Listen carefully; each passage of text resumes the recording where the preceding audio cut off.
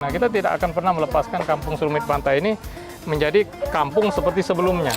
80 juta. Satu malam. Kalau 1 kali 24 jam, dia satu lubang itu bisa menghasilkan sekitar 160 juta. Kalau dulu malam nggak bisa tidur. Iya, ramai berkelahi, iya. Banyak kan berkelahi, sekarang sepi sudah.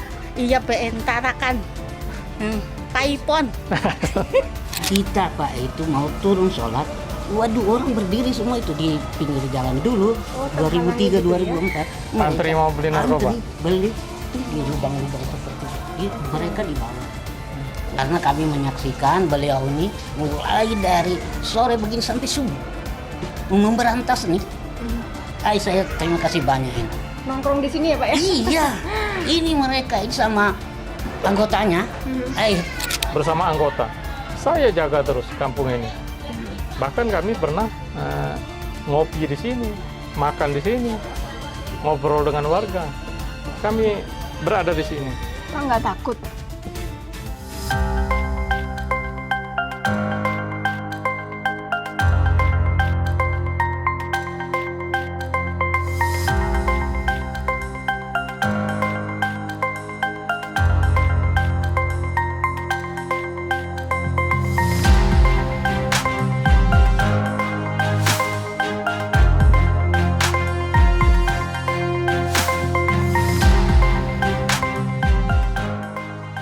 Kawasan ini dikenal sebagai Kampung Narkoba.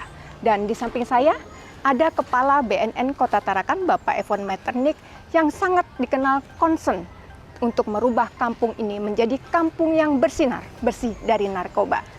Pak Evon, jujur nih, kampung ini ceritanya gimana sampai diberi nama atau dijulukin gitu ya sebagai Kampung Narkoba?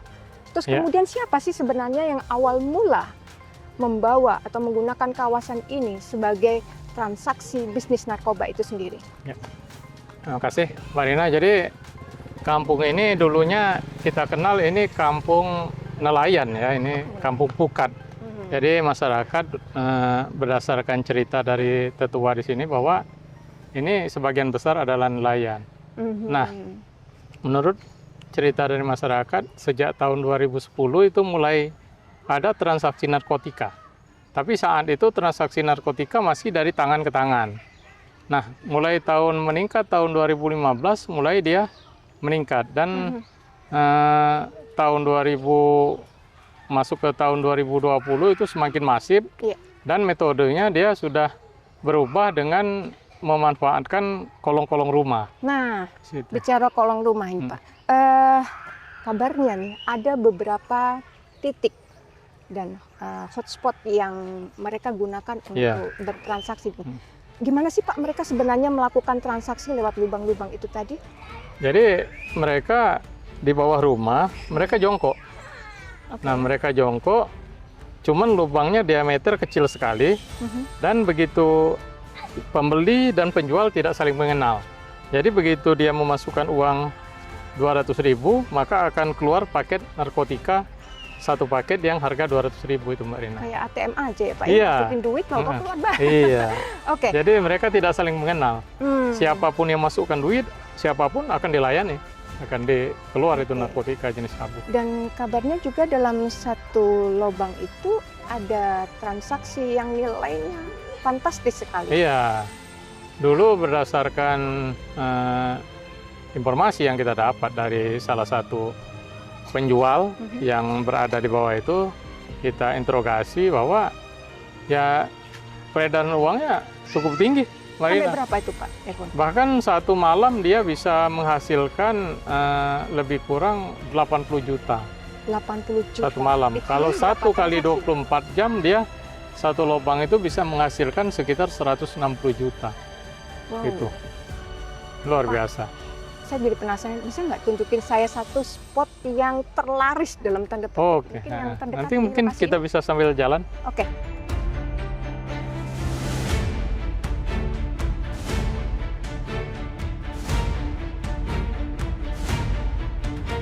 Pak, saking banyaknya transaksi, katanya sampai dijuluki sebagai marketplace gitu. Iya. Ngeri sekali Pak istilahnya. Dulu marketplace itu timbulnya karena orang tahunya bahwa kalau mau beli narkotika ya ke kampung ini. dulunya. Dulu di sini sampai antri ini motor.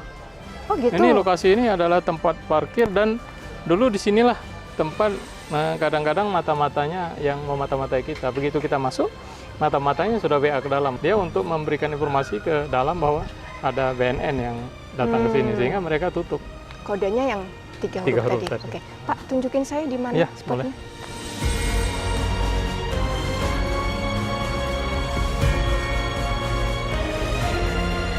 Oh. Ini adalah lubang paling ramai dulu. Tapi ini di semen nih, Pak. Iya, ini dulu lubang paling ramai. Dulu ini yang disebut dengan lubang batu bata. Lubang ini bisa beroperasi ini 24 jam dulu. Anggaplah saya punya duit, saya masukkan Ya, masukkan ke lubang, nanti keluar dari sini, keluar narkotika. paketnya itu tadi. Ya. Jadi ini dikenal dengan lubang batu bata. Tanpa saya tahu siapa yang menjual di Ya, bawah. dia jongkok di bawah ini, Marina. Oke. 24 jam. Jadi dia jongkok dari jam 7 pagi sampai jam 7 malam. Nanti berikutnya ada lagi petugas yang jual di bawah jam 7 malam sampai jam 7 pagi. Nah, ngeliat kondisi yang sekarang berarti ini sudah ditimbun dalam artian Ya, di semen. ini kemarin kenapa ini ditimbun? Karena kita melakukan tindakan tegas. Jadi salah satu penjual di sini kita berikan tembakan peringatan dan sempat kena tangannya di bawah ini. BNN yang melakukan iya, itu. Oke. BNNK, sehingga mereka shock terapi, tidak berani lagi berjual di bawah ini, tidak ada yang berani. Sehingga akhirnya ini disemen oleh warga. Pak, kalau boleh tahu akses si penjual sendiri lewat mana nih, Pak? Jadi mereka lewat ujung sana, jadi mereka merangkak ke bawah ini. Oke, tiarap begitu Ya, Pak? tiarap, dan setelah kita mau melakukan penindakan, ini mereka pagar di bawah ini. Jadi ada gang-gang rumah di salah satu rumah sini yang bisa masuk ke sini. Gitu. Oke, artinya ada ruang di bawah ini yang mungkin tersembunyi begitu ya? Jadi di bawah ini mereka cuman ada papan untuk duduk saja, Marina. Adakah pihak BNNK yang berhasil menyusup sampai ke dalam untuk... Kita sudah berapa kali masuk ke bawah? Sudah? Ya, sempat masuk ke bawah. Jadi kita tahu lokasi di bawah ini. Oke. Tapi begitu kita sudah masuk dari lorong tadi, mereka sudah lari duluan. Gitu. Oke. Ini sekarang sudah tidak aktif. Ya. Ada yang masih aktif, Pak? Dan untuk sementara ini masih ada satu di sebelah sana. Oke, coba mungkin bisa...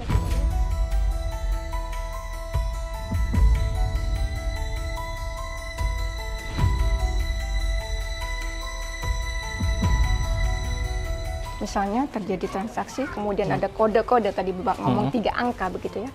3 huruf. 3 huruf ya? 3 huruf tadi, terus kabarnya katanya mereka sampai larinya hitungan detik dan nggak tertangkap gitu ya? Iya, Kemana sih jadi- mereka Pak melarikan dirinya tuh? Jadi karena kita akses ke bawah itu kita tidak tahu masuk, jadi mereka bertahan di bawah itu. Selama kita berada di Atas? area ini, mereka bertahan di bawah itu sampai kita pergi. Jadi kita perang psikologi saja. Jadi kita jaga di sini juga berjam-jam sini sehingga tidak terjadi transaksi. Oke, saya pernah mendengar bahwa Bapak untuk tahu detail nongkrong dari pagi sampai Iya. malam, seharian begitu ya. Yang berhasil Bapak amatin dari pagi sampai dengan semalaman tadi itu apa aja yang di luar? Kalau di bawah mungkin tidak kasat mata Iya. gitu ya. Kalau yang di luar, warga Di luar, sekitar dan sebagainya misalnya. melindungi Warga atau bagaimana? sekitar, jadi mereka banyak diam. Yang pertama di sini banyak juga yang terlibat dan juga banyak yang tidak mau ada masalah dengan jaringan narkotika tersebut karena mereka diancam dan takut. Jadi mereka banyak ya sudah cuek saja, Mbak Rina. Jadi tidak tahu menahu lah tentang Iya, itu. jadi gitu mereka ya. tidak peduli lah, yang penting tidak mengganggu keselamatan keluarga mereka. Dan sebagian besar juga ya banyak yang terlibat di jaringan tersebut. Secara nggak langsung mereka Iya. membantu dalam tanda petik Iya. gitu. Baik, oke. Satu lubang sekitar 160 juta. Iya. Total ada berapa lubang nih Pak Eko? Kemarin yang aktif di sini ada 4 lubang yang dikenal dengan lubang seng, lubang profil dekat masjid, dan ada lubang pintu besi kemarin. Memata-matai mereka tentunya nggak gampang ya. Iya. Kabarnya katanya Bapak sampai pasang CCTV nih untuk melihat gerak-gerik mereka Oh tidak, saya langsung. Jadi untuk mengetahui di bawah itu berapa anggota saya merayap ke bawah itu. Melihat bagaimana jalur-jalur, dan setiap kita selesai masuk ke situ, besoknya berubah lagi jalurnya. Jadi di bawah itu dibuatnya barrier-barrier dengan seng-seng. Bahkan di situ banyak beling-beling, paku. Jadi bagaimana menghalangi anggota kita untuk masuk. Ada ranjaunya begitu. Ranjau-ranjau. Oke. Jadi ini termasuk penjualan narkotika yang unik ini, Marina. Ya, mereka bertahan di bawah gang-gang, dan ini semen kan. Kita tidak bisa masuk ke bawah situ. Jadi hanya warga yang tahu dari mana dia masuk. Oke, Pak, saya jadi makin penasaran nih sama tadi lubang sudah nggak aktif. Saya mau lihat model lubang yang disinyalir atau diduga masih aktif sampai dengan saat ini.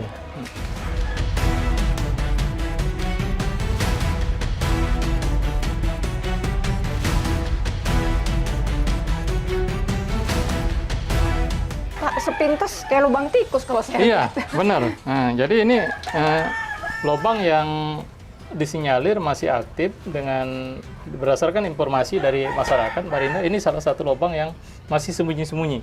Yang dulu hampir seluruh 100% di sini tutup. Dan akhir-akhir ini berdasarkan informasi dari masyarakat bahwa salah satu lubang yang kembali aktif ini. Kalau lihat dari diameternya nggak sampai 5 cm nih, Pak. Iya, sekitar 3 cm. Jadi yang penting dia dari lubang ini bisa masuk uang dan keluar paket narkotika aja, Marina. Itu dari bawah sini, dan mereka masuknya kita ini belum ketemu. Kalau dulu masuknya dari rumah belakang dan itu sudah kita sinyalir. Dan kemarin di dalam rumah ini papan, jadi mereka masuk dari rumah ini dalamnya, dan sekarang rumah ini sudah dicor dalamnya. Jadi tidak ada akses lagi Akses untuk masuk ke dalam dah. Tapi mereka ada di bawah ini, masih aktif. Pak Evon dikenal orang yang paling concern sekali mau merubah yang namanya kampung narkoba ini menjadi kampung yang bersinar, bersih dari narkoba. Perjuangan mencapai itu, kalau saya mau tahu kilas sebaliknya, dari awal Bapak ngendon di sini, tahu banyak, sampai sedetailnya, sampai Bapak menguasai semua, itu gimana ceritanya Pak Evon? Jadi pertama sekali sebenarnya saya termasuk tertantang, Marina, karena waktu itu setiap saya sosialisasi, para masyarakat protes. Pak, ada keluhan gitu ya? ya? Keluhan masyarakat bahwa tolong Pak, katanya, jangan teori saja. Bapak harus ke lapangan, lihat salah satu kampung yang di Selumit Pantai itu marketplace-nya, Pak. Itu ratusan orang ke sana. Kok dibiarkan saja? Kayak hukum tidak ada. Itu pertama sekali. Sehingga dengan kondisi itu, Marina, saya tertantang. Akhirnya saya mempelajari ke sini, saya profiling. Saya di sini, saya sampai beli baju proyek. Saya ikut, dan pernah saya ikut antri di titik ini. Pura-pura sebagai Pura-pura pembeli ini, gitu dan ya? waktu itu mereka belum mengenal saya sebagai kepala BNNK. Oke. Saya pernah suatu hari saya jam 3 subuh saya sudah ada di sini, di salah satu rumah di sekitar sini. Apa yang Bapak saksikan waktu itu? Di Dan jam segitu, apakah ramai-ramainya, Tetap ada. tinggi-tingginya? Begitu terang itu saya shoot, saya rekaman. Bahkan rekamannya tetap ada di saya. Rekaman bagaimana mereka membeli, bagaimana mereka antri waktu itu. By the way, penyamaran Bapak nggak ketahuan nih? Waktu itu mereka belum mengenal siapa saya, sehingga saya bisa. Mereka mengenal saya bahwa waktu itu masih dipanggil Ako. Arko? Ako. Ako? Ya, jadi dianggapnya saya etnis Chinese Mungkin karena tampilan Bapak tampil kayak saya orang seperti Chinese begitu ya. Chinese. Mungkin si Chinese yang ingin membeli. Gitu Iya, ya. jadi saya disuruh Oke. antri di lubang ini. Kok antri kok begitu Iya, ya? Oke, kemudian Jadi- Bapak antri? Jadi saya antri, saya tidak beli, cuman saya mundur aja, saya cuman berdiri aja sambil nonton mereka. Jadi dari lubang ke belakang itu bisa 7 orang, Marina. Antri. 7 orang antri Untuk beli. tadi. Nanti bergantian ada lagi yang datang. Jadi mereka melayani 24 jam. Saat Sorry itu. Pak, yang antri tadi rata-rata nih, mohon maaf, umurnya usia berapa, atau ya anak muda atau bagaimana, atau bahkan mungkin wanita? Seluruh segmen. Seluruh ada. segmen. Jadi dari umur 20 tahunan, 30-an, 40, bahkan ada yang 50 tahun ikut antri di sini. Nah. Wanita pun ada. Oke. Ibu-ibu waktu itu. dalam proses ngantri tadi nggak mungkin dong Bapak nggak ngobrol sama mereka, Iya. gitu kan? Pasti mungkin ada komunikasi lah. Mereka rata-rata untuk apa gitu terkuak nggak? Misalnya, Iya. saya cuma buat doping. Iya, Atau- rata-rata mereka itu untuk doping bekerja. Nah, dan ini contoh lubang-lubang yang kemarin yang sempat begitu kita operasi di sana mereka Pindah berusaha di sini? ngebor sini. Tapi Oke. akhirnya juga tidak jadi, tetap kita ketat. Jadi sempat mereka membuat lubang baru di sini. Ini, Marina. Kalau kembali ke cerita tadi, ya rata-rata mereka menganggap bahwa narkotika itu adalah doping. Nah, misalnya pekerja ada nelayan, mereka supaya semangat untuk ke laut, membeli sabu, ada yang tukang bangunan, Ibu. Nah, tukang bangunan juga untuk semangat mereka bekerja, nyabu dulu. Jadi bermacam segmen yang saya temui, Marina. Saya jadi penasaran ya Pak, ini kan rapet nih, pasti kan kanan kiri tahu dong. Gitu. Iya. Mereka nggak gelisah atau Ya, cool aja? sebagian. Jadi ini terbagi, Marina. Ada yang merasa gelisah dan merasa terganggu dengan kondisi ini, tapi mereka tidak berani untuk melapor ke kita karena mereka takut terancam. Oke. dengan keluarganya masing-masing, sehingga yang merasa terganggu ya banyak diam. Ini sudah genting banget. nih, Iya, Pak. iya. Itu salah satu keluhan yang dikeluhkan oleh masyarakat bahwa bagaimana generasi kami yang akan datang kalau situasi ini tetap dibiarkan. Maka dari masyarakat sendiri pengen kampung ini bersih dari narkotika, tidak semua membiarkan itu. Maka dari itu kami berusaha bagaimana kampung ini bersih dari narkotika sehingga generasinya itu yang kami lakukan. Kami lakukan setiap hari dan kami yang pertama Bapak kita komitmen jangan sampai kita kita tergalang oleh jaringan itu sendiri. Itu yang pertama. Itu yang harus kita lakukan, bahwa kita harus punya integritas. Kalau kita tidak punya integritas ya percuma. Kita sendiri tidak akan ditakuti dan disegani oleh para jaringan tersebut. Tapi kalau kita menjaga integritas, insya Allah mereka segan dengan kita. Oke. Ya, Pak, saya jadi tertarik sama ibu ini. Nyetuk boleh ya? ya silakan. Ibu lama tinggal di sini? Iya, 13 tahun 13 tahun. di Selumit Pantai, 12. Kalau dulunya Bu, boleh diceritain nggak sih? Dulunya ramai, Ramainya seperti apa? ramainya banyak orang, banyak parkiran motor. Sekarang sepi, bisa tidur nyenyak. Kalau dulu malam nggak bisa tidur. Iya, ramai berbekelahi, iya. Banyak yang berkelahi, sekarang sepi sudah. Aman. Iya, BN Tarakan. Paipon. Sudah demikian mengenalnya ya masyarakat di sini dengan Bapak ya. Berarti sudah tidur nyaman Ibu ya? Iya. Alhamdulillah. Oke Bu, tetap semangat menjaga Iya. lingkungannya supaya tetap bersih ya. Iya. Makasih ya Ibu. Iya. Apa sih Pak sebenarnya intinya penyebabnya? Apakah himpitan ekonomi? Akhirnya barang itu masuk kemari, mereka menawarkan sesuatu yang kabarnya kerja susah-susah, cuma dapat segitu. Kalau di sini sekali jadi ngurir nih, mohon maaf, bisa dapat. Jadi Lanjut, atau salah gimana? satu ya sesuai dengan agama kita kan bahwa ya Allah itu membenci kemiskinan, Marina. Karena Oke. kemiskinan akan menimbulkan kejahatan. Ya sama narkotika ini. Kenapa orang menjadi penjual narkotika? Kenapa orang menjadi pengedar? Ya rata-rata himpitan ekonomi. Dan mereka menganggap bahwa yang paling mudah menimbulkan menguntungkan ya jual itu. Dan ditambah lagi ya mungkin ada sifat yang pemalas. Oke. Di samping itu kan. Mau Tapi yang instan utama aja kalau ya. saya lihat bahwa rata-rata adalah himpitan ekonomi. Oke. Jadi dimanfaatkan oleh para bandar. Ya. Apapun itu, sekarang kampung ini sudah lebih bersinar dari sebelumnya, Iya. seperti tadi Ibu yang cerita. Nah, sebenarnya siapa sih Pak yang menggagas pertama kali? Saya jadi penasaran nih, membedah kampung ini yang sedemikian ruwetnya tadi Iya. menjadi sebuah kampung yang lebih humanis dan bersih dari narkoba. Jadi pertama sekali itu begitu saya bertugas di sini, Mbak Rinda, saya banyak sekali mendapatkan keluhan masyarakat bahwa seolah-olah kita membiarkan kampung ini Pembiaran sudah gitu ya. terjadi bertahun-tahun. Maka saya bertekad mengajak anggota kita, anggota BNNK, agar kita serius mengelola kampung ini. Saya mengajak anggota untuk kita harus di sana, kita harus hadir. Jangan kita patroli. Jika perlu kita tidur di situ. Sebentar, jangan kita patroli. Menarik nih. Iya. Biasanya kan namanya BNN, aparat itu lebih cenderung ke pemberantasan, Iya, ya, dan iya. sebagainya. Kenapa sih kok ada opsi jangan kita patroli, tapi kita tidur di situ? Berarti apa strategi yang sedang Bapak Iya, jadi mainkan di strategi sini? saya bahwa narkotika itu ada supply and demand. Oke. Supply itu barang bagaimana barang masuk, demand itu bagaimana kita memberantas yang meminta ini, bagaimana kita menurunkan para yang mencari ini, yang mau membeli ini.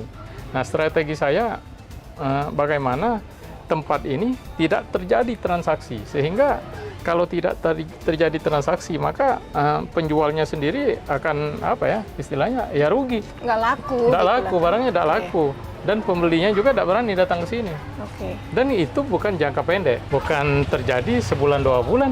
Marina, saya lakukan itu mulai tahun 2023 akhir. 2023 akhir Bapak sudah ada di sini. Saya di sini Oke. sampai dengan tahun 2024. Itu saya mulai jam 10 pagi, bahkan saya tidak pernah pulang itu dari jam 10 pagi sampai jam 3 pagi di sini bersama anggota. Saya jaga terus kampung ini. Bahkan kami pernah ngopi di sini, makan di sini, ngobrol dengan warga. Kami berada di sini. Pak nggak takut? Ya, kalau selagi manusia ada perasaan takut ya pasti ada. Oke. Tapi ya ini adalah amanah yang diberikan negara kepada kita. Ini adalah suatu kewajiban. Dan banyak sekali dampak kalau kita biarkan bagi generasi-generasi muda, terutama generasi muda, anak-anak yang berada di kampung sini. Karena mereka sudah biasa, akhirnya ya mau jadi apa kalau kita biarkan. Mbak Rini. Oke. Pak, saya pernah dengar bahwa narkoba itu di sini adalah sponsor utama lah. Ya, ibaratnya mereka yang memberikan nafkah dalam tanda petik ke sebagian besar masyarakat di sini. Ketika Bapak masuk kemari, warga sendiri nolak nggak sih Pak? Ada nggak yang nolak begitu? Maksudnya Bapak itu jangan masuk sini, nanti kami jadi kehilangan dong Iya. nafkah kami gitu. Atau gimana? Alhamdulillah, saya tidak ada penolakan dari warga ketika saya melakukan operasi di kampung ini, Mbak Rina. Tapi memang sebenarnya bukan donatur utama ya. Oke. Kalau saya rasakan bahwa para bandar ini cuman memberikan kulit-kulitnya saja. Oh gitu. Iya, ya kalau dibilang bahwa bandar itu menjadi donatur utama di sini, ya kampung ini sudah maju. Oke. Tapi dengan kondisi ini sudah bertahun-tahun seperti ini. Jadi mereka cuma memberikan uang-uang untuk uang-uang beli kopi aja mungkin. Artinya tidak dalam artian satu lubang ditutup tidak tumbuh lubang baru yang Iya, lain itu yang begitu kita ya. harapkan. Harus terus-menerus Jangan sampai dilakukan. kerja keras yang sudah kita lakukan ini, jangan sampai kembali lagi. Karena mereka sulitnya mencari pekerjaan, akhirnya mereka menjual kembali tersebut. Ini yang harus kita lakukan. Bagaimana menyelesaikan masalah itu, akarnya itu yang kita selesaikan. Akar masalahnya itu yang kita pecahkan. Diwujudkan dengan Bapak hadir di sini. Iya. Oke.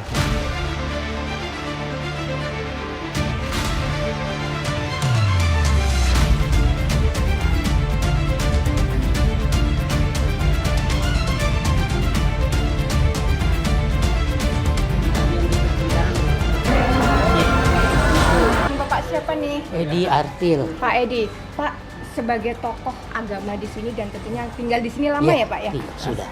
Gimana yang Bapak rasakan setelah transformasi dari selumit pantai yang dulu dan selumit pantai yang sekarang? Alhamdulillah, sekarang sudah lebih baik, Lebih baik. daripada yang kemarin.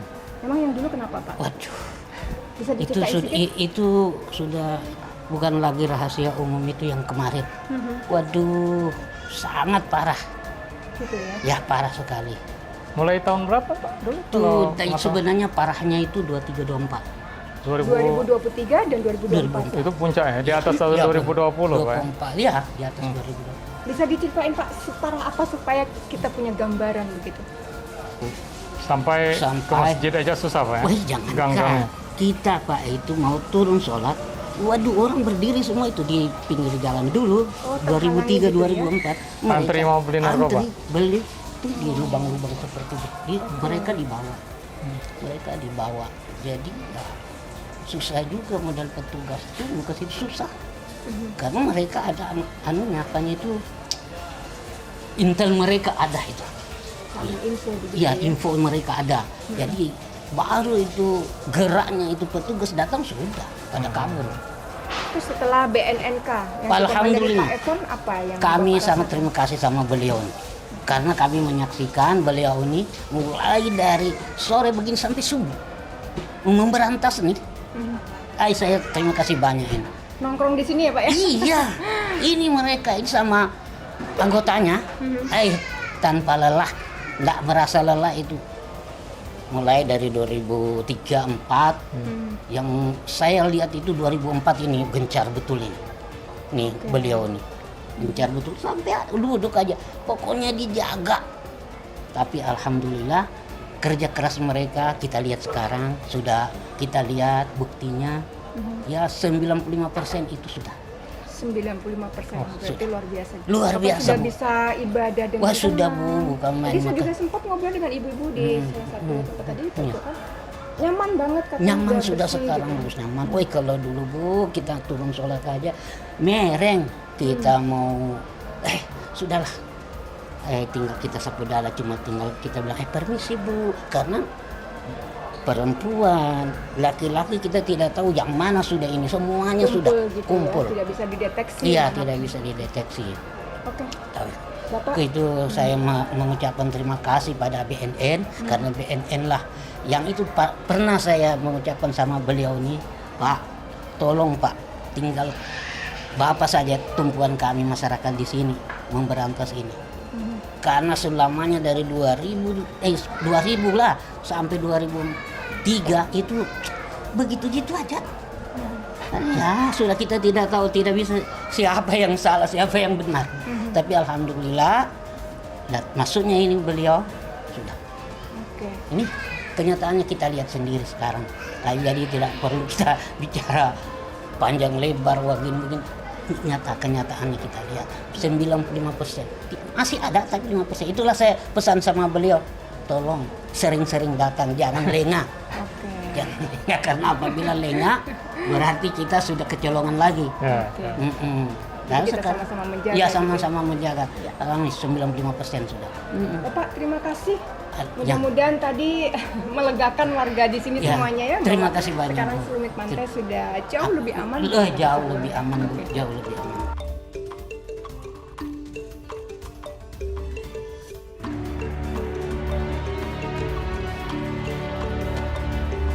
Kalau program sebenarnya masyarakat menerima sekali. Oh, menerima Bu Rina. sekali ya. Oke. Nah, program baik yang dilakukan oleh BNN, oleh stakeholder lain. Tapi yang jadi masalah, nah kita sampai sekarang kalau saya lihat yang ingin melakukan berkolaborasi untuk merubah kampung ini masih sedikit sekali. Jadi saya sudah berusaha bagaimana saya menyampaikan kepada seluruh stakeholder bahwa ini penting sekali untuk kita rubah bersama di sini. Nah, dengan begitu kemarin alhamdulillah Pak Kapolda yang lama beliau sudah tersentuh begitu beliau meninjau lokasi ini ya ini harus kita rubah. Dan mereka Pak Kapolda memiliki program Kampung Warna-Warni. Oke. Jadi gitu ya. iya, Oke. beliau membangun pos keamanan, beliau membangun hidroponik, membangun warung kamtipmas agar masyarakat bisa berkegiatan mendidik di pengajian kemarin. Nah, begitu beliau pindah ini semacam terputus itu. Dan kemarin harapan dari Pak Kapolda begitu beliau sudah launching ini disambut oleh pemerintah kota itu yang kita harapkan. Iya. Bagaimana kampung ini bisa benar-benar pulih atau misalnya dirubah menjadi kampung apa di sini ini yang belum tercapai. Oke. Cita-cita saya itu sebenarnya. Sebenarnya tok-tok Bapak ke instansi lain itu sudah di-welcome, Sudah. cuman Bapak merasa itu belum maksimal. Belum maksimal. Karena terhenti di tengah Iya. jalan begitu. Rata-rata reason dari beberapa institusi atau instansi yang Bapak gandeng tidak berkenan atau tidak tertarik itu apa sih Iya. Pak biasanya?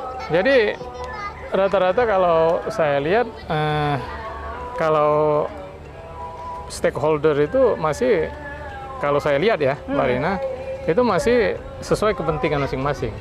Oke. Jadi masih banyak yang kalau saya lihat itu, kalau saya berbuat ini apa feedbacknya untuk saya. Oke, I Nah see. itu yang take and give-nya berarti take and nggak give-nya masih.